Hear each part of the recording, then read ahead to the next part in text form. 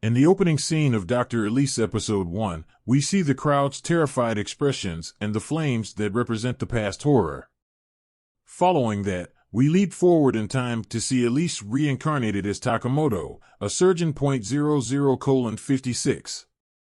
Takamoto is a highly regarded surgeon who has a reputation for saving lives in extreme situations. Her surgical intervention saves a cancer patient who was on the verge of death. Following that, we see Takamoto, her friend Shiko, and her co-worker leaving for a restaurant. They are both raving about Takamoto's surgical prowess.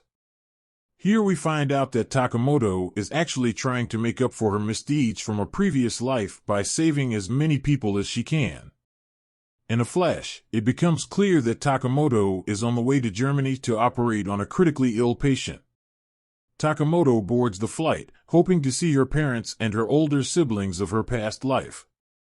We learn that in her new life, she was born as an orphan and led a lonely life in an orphanage as a kid. Unfortunately, Takamoto's plane crashes as she is on her way. Fortunately, Takamoto manages to stay alive and lends a hand to the injured flight attendants.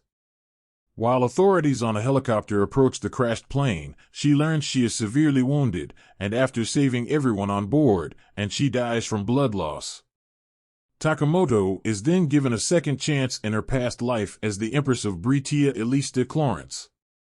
Her family's deaths and the kingdom's decline were allegedly her fault the first time around. This time around, though, she wakes up in her bed to find herself in the past. At that point, the tale ends as she hurries to the dining room to see her family, her eyes welling up with tears. The episode review. We find out in episode 1 that Elise was known as the villainous empress in a previous life. Now she's Takamoto Aoi, the brilliant surgeon, trying to make amends by saving as many lives as possible. While en route to Germany for a surgical procedure, the plane starts to tank. The first episode does a good job of introducing us to the main characters and setting the stage for the plot.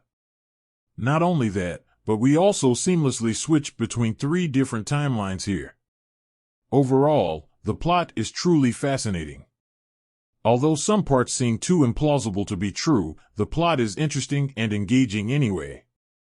On top of that, some of it is easy to miss because it is a fantastical tale.